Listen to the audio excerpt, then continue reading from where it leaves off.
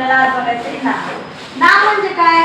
आपण कुठल्यापासून मोठेपर्यंत जे काही वस्तूंना नाव देतो किंवा हात मारतो किंवा इथली वस्तू तिथली वस्तू जे काही सृष्टीतील पूर्ण आपल्या आपण दिलेली जी नाव आहेत त्याला काय म्हणतात? नाम म्हणतात.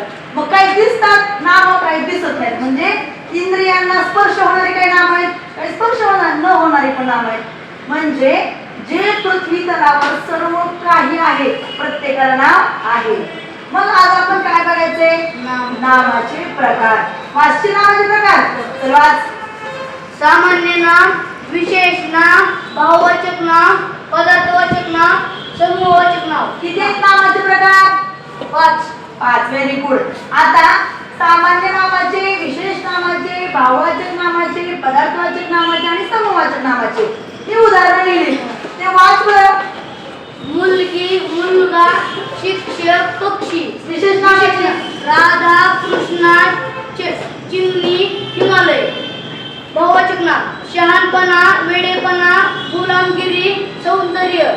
पदार्थवाचक नाम, नाम, कापड, सोने, माती, पाणी. समूहवाचक नाम, मोळी, ढिगारा, गंज, जोडी. Very good. आलं लक्षात तुला? किती फरक आहे पण सगळ्यामध्ये. या ठिकाणी सामान्य नाम आहे मुलगी, मुलगा, शिक्षक, पक्षी. माहित होतं का आपल्याला कोणाची परफेक्ट नाव आहेत का? किंवा असं मुलगी, आता इथं आपण राधा, मुलीचं मुलगी म्हणलं कोणतंही नाव असू शकतं, मुलगा कोणतंही नाव असू शकतं, शिक्षक शिक्षक एकच नावात असतं का? नाही.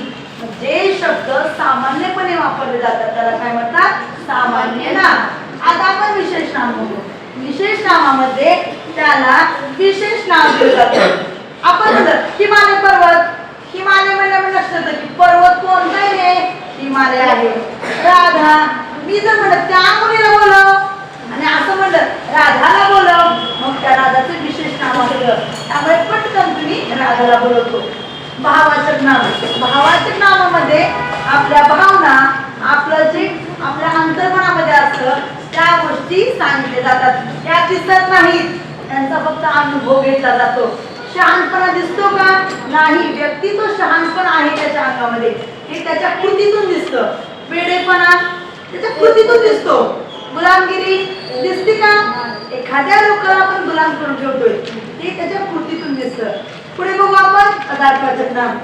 ज्याला 1, 2, 3 मध्ये मोजता येत नाही किंवा मोजता येतं, असे 2 प्रकार याच्यामध्ये होतात. कापड, 1 कापड, 2 कापड आपण म्हणतो का? नाही.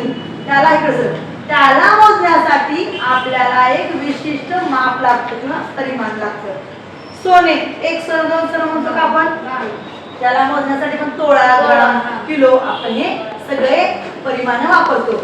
मातीचं तसंच आहे आणि पाण्याचं पण तसंच आहे. पाणी कशामध्ये मोजतात रे? लिटर मध्ये मोजतात. समूहवाचक नाम बघायचं आपल्याला. समूह म्हणजे काय?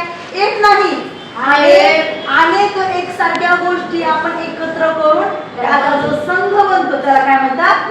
समूहवाचक नाम म्हणतात. मोळी कशाची असते? ढिगारा कशाचा असतो? गंध कशाचा असतो? ढिगारा कशाचा असतो? मातीचा. जुडी कशाची असते? भाजीपाल्याची जुडी असते. म्हणजे आपण रोज ह्या सगळ्या गोष्टी ऐकतो, बघतो, लिहितो, पण आपल्याला हे सर्व नाम हे माहितीये, परंतु त्या नामाचे ठराविक जे 5 प्रकार आहेत ते माहित नाहीत. बघा आपल्याला आज मी थोडक्यात तुम्हाला सांगितलंय. पुढील भागामध्ये आपण काय करणार आहोत? संपूर्ण नामाचं विश्लेषण आपल्या तासाला घेणार आहोत. ठीक आहे? समजलं? धन्यवाद.